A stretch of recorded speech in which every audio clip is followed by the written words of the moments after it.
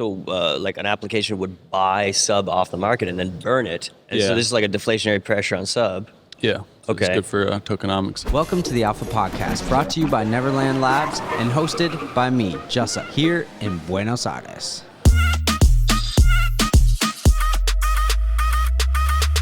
We're at the Polkadot Decoded Confrence in Buenos Aires. This is a special edition. These episodes are unique because I'm co-hosting them with Jay, who has his own podcast, and we're kind of working together where we're co-interviewing people and switching things up. There'll be a version on his channel and there'll be a version on this channel, so make sure to check out both versions, and we already know mine, it's gonna be better. I want to remind you that everything you're about to hear is not financial advice, nor do we endorse any of the projects or guests on the show. It is simply meant for educational purposes, and sometimes we're learning about these people or projects in real time. While this is brought to you by Neverland Labs, the opinions expressed are of mine, the guests, and also Jay's. I want to give a huge shout out to Polka House, who brought us out here to make this happen. So with that being said, I hope you enjoyed this series, and let's tap into the episode. Young Beef 4.2, occasionally known as Zachary Edwards. He's with Sub Social. He was just on stage yesterday here at Polkadot Decoded Buenos Aires, and now we have him in our studio. Young Beef, welcome to the show. Yeah, thanks for having me. Tell me, where's Young Beef come from? So late 2018, I made a freestyle rap on some beats that my brother Jake made, and of course needed a rapper name. And at the time, I was drinking a gallon of milk a day, so I was Young Dairy. I just got the young, like making fun of rappers with Young name, whatever. And then fast forward, I went on the carnivore diet, so I was eating like 4 pounds of beef a day. So it became Young Beef. I think originally I was just Young Beef, but then I went to Beef 2.0 every time I changed the profile picture. And so the Chaos DAO Ape number 3 that I have right now, that's 4.0.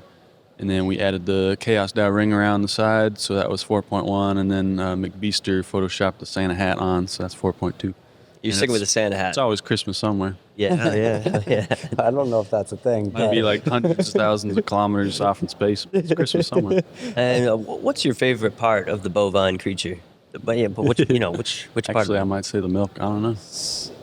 All right, this is completely Ribeye is my favorite steak. random question. Have you ever tried Rocky Mountain oysters? Yeah, they're great. I love them. I have a whole video of delivering Rocky Mountain oysters to influencers in LA. Did you tell them what they actually are before? No, I created a whole fake restaurant called Tana's Sack Lunch, and and then showed up as a fake DoorDash like, hey, you ordered this from Tana's Sack Lunch, and they're like, huh?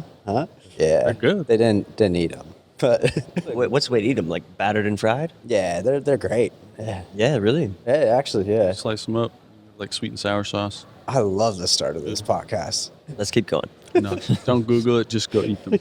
You just order it. The wrap, is that still available? Yeah, I think it's private.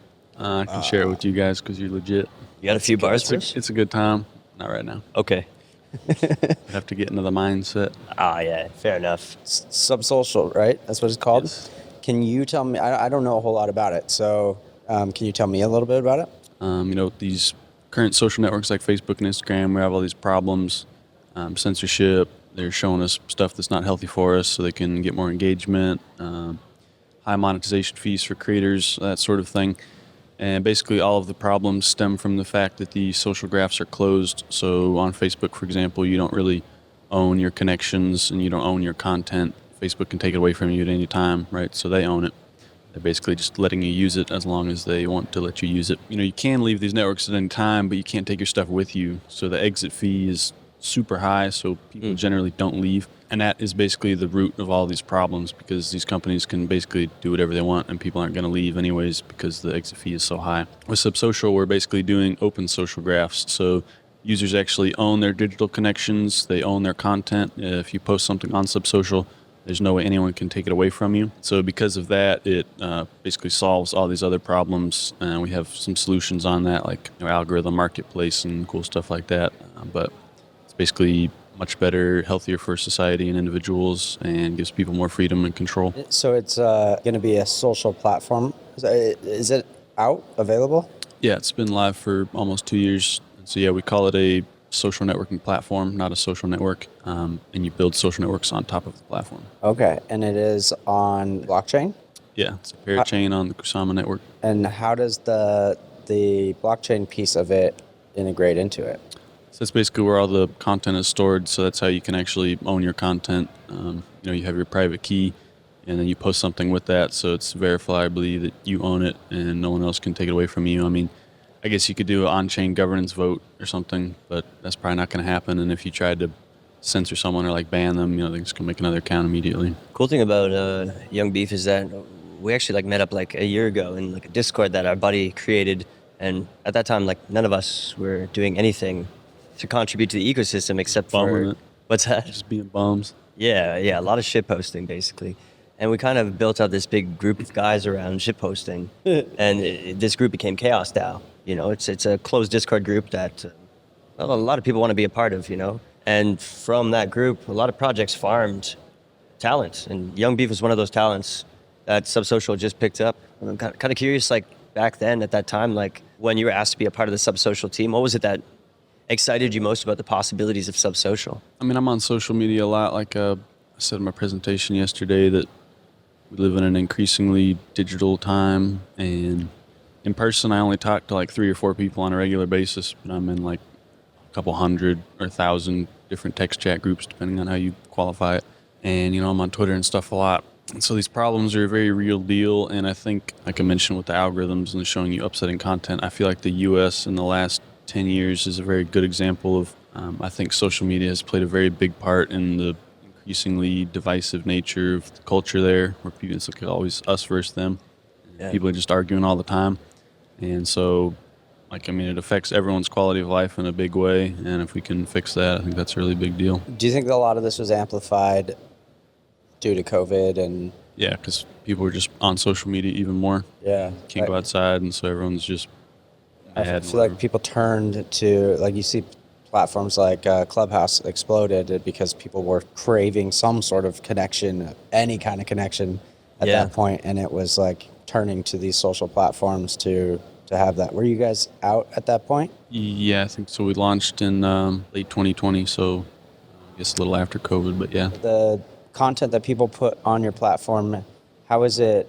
Is it tokenized, or is it like, are they NFTs? Yeah, so technically all the posts and everything are NFTs. We have ideas for being able to rent a post to someone else or sell a post. It's like licensing a book or something. Well, you can still verifiably prove who the original author is. Well, it's interesting because like you see there's these Instagram accounts that blow up just sharing people's content. In Bozeman, Montana, there's literally a agency called Viral Hog that is based out of there, where they buy viral clips and then they license them to people that want to use them, or these like meme accounts and stuff. And it's interesting because then you have, if that was on an NFT, because there is problems where then people steal those, and like there's zero way to track that when you're on Instagram, like screen record. So I think that it is an interesting concept to be able to put that on an NFT and then license it out. So those are things that you guys are thinking about? Yeah, definitely. Like, do you create a lot? Or what drove you to Subsocial? Why is this the area in blockchain that excited you? I mean, I wouldn't say I'm particularly a creator. Rap was a lot of fun, and I'd want to do it for a while, and I'd do it again. But like, I'm not going to become a rapper. With a name like Young Beef, dude. There's already a Young Beef. He's a Spanish guy, I think. So the name's taken. I'm out. It's Young Beef. Yeah, but before I got the job at Subsocial last summer, I started a blog that was on Medium, youngbeefbigbags.medium.com. So I wrote some pretty big, thorough articles about .sama and stuff in the ecosystem, and that helped me get the job. So I guess I was creating there, but it's not something I do on a regular basis in my own time. That could be because I do create a decent amount, like I write for Subsocial, so it's sort of, that uses my creative juice, and then after work, I'm like, whatever. Do you guys have incentive programs to bring people onto your platform? Not right now. We have talked about the idea for, so basically a star has DApp staking to incentivize developers, and I was like, hey, we should bring that over because it'd be a good idea. And then, so I mentioned that to our founder, Alex, and he's always coming up with a million ideas somehow. And then he had the idea to do creator staking. So content creators, basically, you could stake your tokens to your favorite content creator, and then they'll get a percentage of the inflation rewards. So you can basically vote for who you like the most, and they'll get paid. And it's not like you have to pay them, but the network pays them basically because you have to have content or no one's going to use anything, right? Right. You guys have been introducing a lot of new features lately.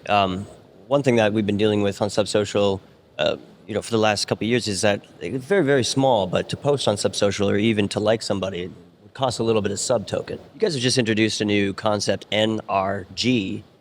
What can you tell us about that? Basically, the goal is to be able to get where my grandma can get on Subsocial and use it, and my grandma's not doing crypto at all. So there's a couple facets there. So with the NRG, for example, and these numbers aren't final, but so you would burn like 10 sub tokens and then you would get 11 energy. So it's better to burn to get the energy to do transactions instead of just using the tokens. NRG, is that supposed to be energy? Energy, yeah. NRG, okay. So, but when you burn the tokens, you can give the energy to someone else. So the idea is that the developers of dApps will basically pay for the transaction fees for the users, and then they can monetize their dApp, ads or subscription, like $1 a month or whatever, like pretty small because transaction fees aren't that high. So like an application would buy sub off the market and then burn it. And so Yeah. this is like a deflationary pressure on sub. Yeah. So Okay. It's good for tokenomics. I hinted that in That's a cool. tweet the other day, but it could also be, through the dApp staking. So they just get sub that way and then they can burn it to let people use their platform and then, monetize it somehow if they want. And other ideas is sort of like a Web 2.5 login. So like email and password thing. And I'm not super technical, so I can't tell you for sure, but I think from listening to our guys talk, there's a way to do that that's still decentralized, like storing private keys in the local browser or something, so no one else is in control of it. But if we can't do that, I think there are like third-party services that kind of have something like that. And worst case, we can just have Web3 and Web2, so if you want to be totally censorship resistant, own everything, you can set up a wallet and whatever, but otherwise you can just log in with the email password. How did you get into the Web3 space? In early 2018, I first got in, back, I was before DeFi. I was kind of involved, not like on the team, but really in the community of this project. It was like a casino built on top of a pyramid scheme, which, it sounds hilarious, but the white paper, it was a really smart idea how it worked. But they shut that down because they didn't know if they'd end up in prison or whatever. Sounds like it the way you described it. And, A casino built on a pyramid scheme. Several red flags. the bear market came and I was still in school, so I kind of forgot about it. At the beginning of 2021, my brother started getting into crypto a lot again, and he found Polkadot. Then I got into it again because I had some money then that I could put in. So started diving into Polkadot and was like, wow, this tech is great. Got involved with the community on Twitter and started my blog and then got on Subsocial. Do you collect NFTs at all? Some. I'm actually a bit of an NFT artist myself. Are you? See, that's creative. Well, the first collection, there's 7 of them in the collection. Each NFT is a single pixel. I'm a proud owner of Indigo. Yeah. That's what it's called? Through the colors of the rainbow. So Alice and Bob has the orange one. He printed on a canvas hanging in his flat. And then I made like some fractal ones with poems on each one. And then October, I was going to start working on the beefy bovines, but I only made 2 of them. And then, The beefy bow. so if I ever go to Young Beef 5.0, it'll be the Young Beef beefy bovine. I'll have to get on this. I can show you. It's pretty Let's go. sensational. Most of your collections and NFTs on Polkadot, or is it cross multi-chain? Kusama, actually. Polkadot doesn't have NFTs. Sama. Kusama Maximalist right here. Wouldn't have guessed. Yeah, so they're I own some on Moon River, I guess maybe Moonbeam, but yeah, it's all Kusama. Have you ever heard of the game Fuck, Marry, Kill, right? it's for NFTs. Yeah, yes. But instead, we're going to do hodl, flip, burn. So Yeah. what project or NFTs would you hodl? Would you flip? And so flip would just be profit off of, make money, and then burn would be like you don't really want anybody to know you have that. I don't know, Burn would probably be something like those crypto dicks or whatever. What would you burn? Crypto dicks or whatever. There's a couple of those on Singular. It's like pixel art, like Darth Vader dick shape or something, Too many dicks. Yeah. Yeah. And the hodl and flip, I don't know. I mean, you hodl and then you flip, right? Like it's kind of do both with the same thing. Yeah, I mean, like I guess I envision with hodl, it's like something that you don't even care if it goes to zero. You're holding it because you like That's your avatar. That's you. I mean, yeah, I would say that for my current avatar right now, the Chaos DAO Ape. I had 2 of them, and then I sold one. So that you was a good so you flip. did hodl and flip. Yeah, so both for the same collection, I guess. That's the saying, one to rock and one to stock, right? You gotta get 2 of them. What are you looking forward to most in the space in general, Web3? Probably the thing I'm most excited about is when XCMP really gets going, because that's really like the whole dream for the Polkadot ecosystem. Imagine nobody knows what you're talking about. Like what? Break that down. When all the different parachains can start communicating together, and really I think it will really shine when we have decentralized apps, dApps that connect to multiple different chains, but in a seamless way where you don't really even know that that's happening on the back end. So, you could go on Subsocial and go to someone's page and buy their creator token with one click, and then go use that in a prediction market that's on Zeitgeist to bet about how many views their next video will get. Just all be totally integrated. Where can people find you? Yep. Twitter at CryptoCowboyOG is my handle. Or you can find me on Telegram at YoungB4. Bit of a complicated update, the username everywhere. So. I have a question for you, and maybe you too. With WAG Media, you have all these people bringing you all this information, and you have to put it all together, so you have to like read it all and stuff. So do you feel like you know everything that's going on in the ecosystem, or at least more than anyone else? So my answer is no. I think the more information I get, the less I realize I know. Right, that's true. Yeah, exactly. And I do selfishly love this type of stuff because it has allowed me to look at different things. And I know I've personally gone way outside of just one ecosystem. Like I've been to Solana hacker houses and talked to a lot of the Solana devs. I was at ETH Denver. I've talked to very, very different types of people too, like YouTubers and just straight up NFT influencers, for lack of a better word. And rounding gives me a different perspective on things.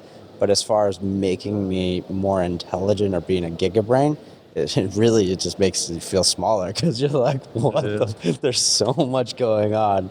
So Sharing content and information is a good business to get into because there's really no lack of material, right? Like you could just be shoveling all day from morning to night and you still haven't covered everything. But I love it. I think this is one of the coolest things to be able to share with viewers, this is an intimate connection that we all get to share and enjoy and share our ideas with. And I'm grateful for everybody's time that ever sits down and either do these. So.